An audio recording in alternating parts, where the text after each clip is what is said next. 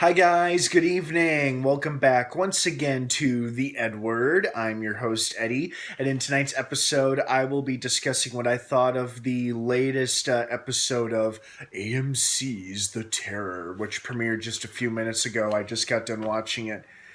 Yikes. A lot of shit went down tonight, and we got a lot to talk about. Before I begin, of course, please be warned, as per usual, with all of my episode reviews, especially for shows like The Terror, that this is going to be a spoiler-filled episode review, meaning if you're not caught up on this episode or the past couple episodes of The Terror, do not keep watching or listening, as I will be going into spoilers, so you have been warned. That being said, very, very good episode. This episode, I felt like, was a great representation of just how dire their situation is. And we got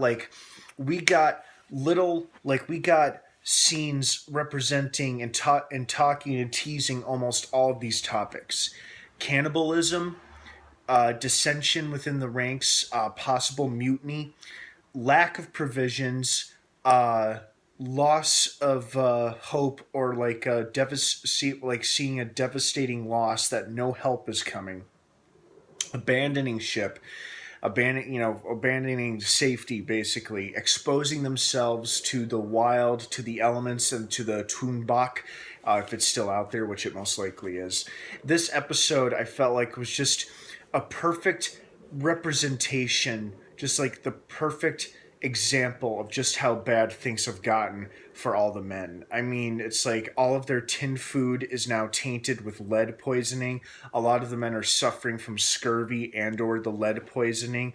One guy went nuts, almost killed the captain, but was stopped by the Marine in the middle of the night. One guy told Dr. Goodsir that he couldn't stop thinking about how good his buddies smelled when they were burning in the fire in the last episode, how his mouth started to water when he first started to smell them. I mean, that's implying extreme hunger and cannibalism right there. And then meanwhile, Hickey and a couple of his goons are already planning to split off from the rest of the group and just try their luck on their own, or if not, just take over in general, which I think is what Hickey's plan is, especially with that last scene of the episode where we see him shirtless and he's killed the other three officers in Irving, after he stabbed him repeatedly. I'm not too sure what exactly his plan is, but he seems to be a guy who's already in a pretty troubled, evil state of mind, as we saw from the flashback when he returned to the ship and checked in as Mr. Hickey. So now there's this possible subplot teased at us that this guy may not even be the Cornelius Hickey. He might be, I don't know, some psychopath who killed a guy and took his identity or took his ship orders and is now aboard the ship, and now he's about to make things all so much worse for all of our characters. But you know what? This episode was really well done because, it showed just how bad things have gotten for our characters and how some of our characters are handling it better than others. And I thought Goodsir was always had a pretty good strong front as a doctor. He always had to pretend to have a stronger, more powerful stance as a potential leader, or as someone that the men look up to.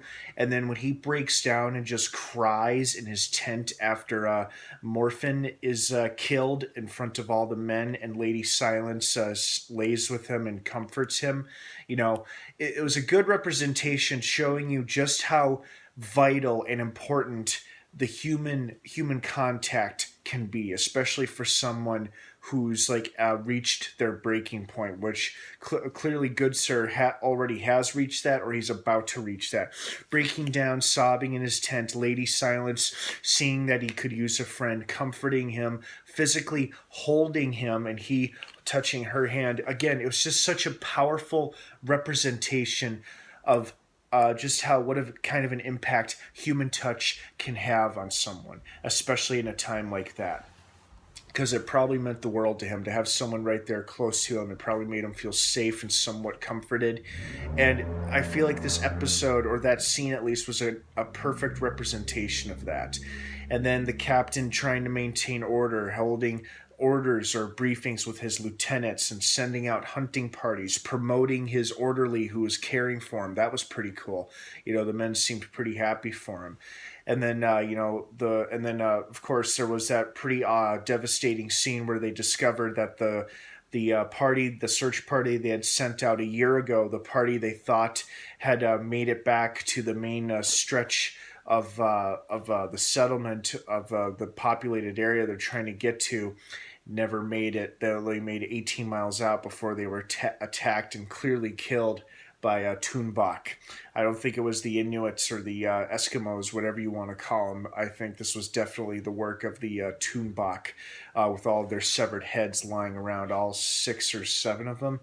And I think Crozer, Francis, the captain, I think he made a wise call with telling the men not to discuss this with the rest of the men, because it would severely damage morale and possibly endanger them even further with a potential mutiny. Although, unfortunately, a mutiny is kind of already in the works with whatever twisted plan Hickey's got on his mind after killing some of his buddies, or just the guys he was with at least.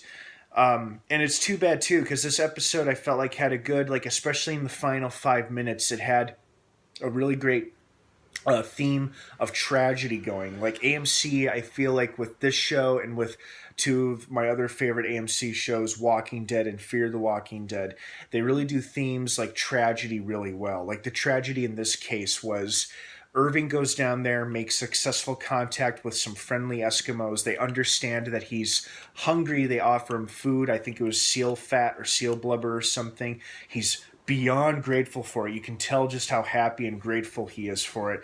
In fact, he's so grateful that he gives them the telescope as a gift, basically as a way of saying thank you. And then he loses sight of his buddies and he's like, here, hang on a second, stay here, I'll be right back. So he goes to look for his friends to tell them, hey, you know what, they got food and they offered me some. And there it is, there's Hickey who's murdered everyone. And then he goes and does the same to poor Irving before Irving has a chance to call out for help or warn the Eskimos. And I think things are only going to get much, much worse from here, because now we don't know what Hickey's plan is. If he plans to claim the Eskimos killed everybody and he tries to rally the men against them, or who knows what's going on. And meanwhile, they still have to deal with the elements of their environment, and then Toonbach is still out there somewhere. He didn't make an appearance in this episode, but with only 3 episodes left of this season, we can. I think it's pretty certain that we're going to see him again fairly quickly. So, great episode. Really, really enjoyed it. I felt like this episode was a great representation of so many themes for survival: cannibalism, loss of hope, desperation, men going stir crazy, or cabin fever in a sense, basically. It was a great episode, and with only 3 episodes left, I can't wait to see how it all plays out. So, what did you guys think of tonight's episode? Did you like it? Did you love it? Did you hate it? Were you stuck somewhere in between? Please feel free to leave your thoughts, opinions, and your feedback down below in the comments section. I'd love to hear from everybody. You guys have been doing such a phenomenal job lately with leaving comments and feedback. I love it. Thank you so, so much. Please keep up the good work. I love engaging with you guys. The Terror premieres new episodes every Monday night on AMC. Don't miss it. Check your local listings for times. Have a great rest of the night, everybody, and of course, until next time, may the force be with you.